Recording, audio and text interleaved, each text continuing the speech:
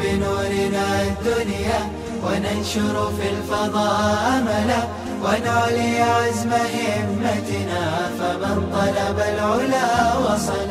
الحمد لله رب العالمين والصلاة والسلام على أشرف الأنبياء والمرسلين وعلى آله وصحبه أجمعين. أما بعد، قال الله تبارك وتعالى في كلامه المجيد والفرقان الحميد: فأعوذ بالله من الشيطان الرجيم، بسم الله الرحمن الرحيم. وقضى ربك ألا تعبدوا إلا إياه وبالوالدين إحسانا. صدق الله العظيم. आई बाबांचे मन कधी दुखवू नको हे मानवा, आई बाबांचे मन कधी दुखवू नको हे मानवा, त्यांच्याशी नम्रतेने सदैव वाग तू हे मानवा.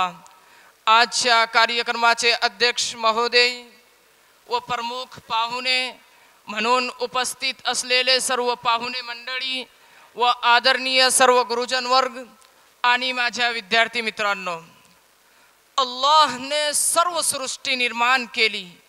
त्यामध्ये अल्लाहने आकाश, पृथ्वी, चंद्र, सूर्य, तारे, समुद्र निर्माण केले.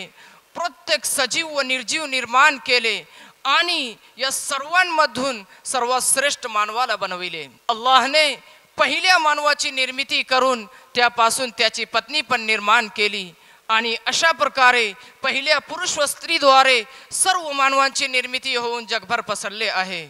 अल्लाहने एका आई वडिलाद्वारे आम्हा सर्व मानवांना निर्माण केले, म्हणूनच माता पितांचा हक्क फार मोठा ठेवण्यात आलेला आहे. प्रिय बंधूंनो, पवित्र कुराण मध्ये अल्लाहने आपल्या स्वतःच्या हक्कानंतर आई वडिलांच्या हक्काबाबत मानवाला सावधान राहण्यास सांगितले आहे. पवित्र कुराण मध्ये अल्लाह सांगतो: वक़ज़ा रब्बुका अल्ला तअबुदू इल्ला इय्याहु व बिलवालिदैनि इहसाना.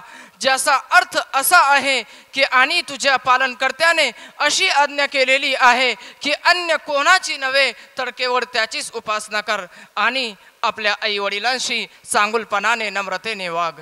त्यांच्यापैकी एखादा किंवा दोघेही तू सांभाळ करीत असताना वृद्धावस्थेत पोहोचले तर त्यांना उद्देशून तिटकारा व्यक्त करणारा एक शब्द देखील तोंडातून काढू नकोस. तसेच त्यांची कान उघाडणी करण्याचा कदापि विचार करू नकोस, तर त्यांच्याशी नेहमी आदरपूर्वक संभाषण कर आणि आपल्या आईवडिलांशी अल्लाहकडे अशी प्रार्थना करीत राहा: हे माझ्या पालनकर्त्या, या दोघांवर तुझी कृपा कर, जसे त्यांनी माझ्या लहानपणी करुणा भावाने माझे पालन पोषण केले आहे. प्रिय बंधूंनो, हदीसच्या माध्यमातून जर आम्ही बघितले आणि आई बाबांच्या हक्काबाबत प्रश्न विचारले तर आम्हाला उत्तर मिळेल की तुझ्या माता पिता तुझे स्वर्ग आणि नरक आहे.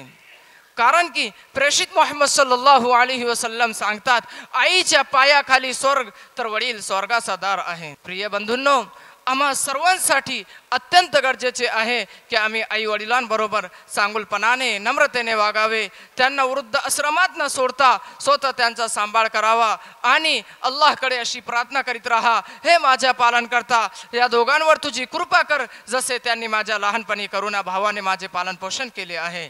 आणि त्यांच्यासाठी अल्लाहकडे प्रार्थना करीत राहा आणि त्यांची सेवेला आपले सौभाग्य जाणावे. अल्लाह ताला आम्हा सर्वांना आई बाबांची सेवा आदर करण्याची सुबुद्धी दे. व आखिर दावाना अनिल हम्दुलिल्लाहि रब्बिल आलमीन.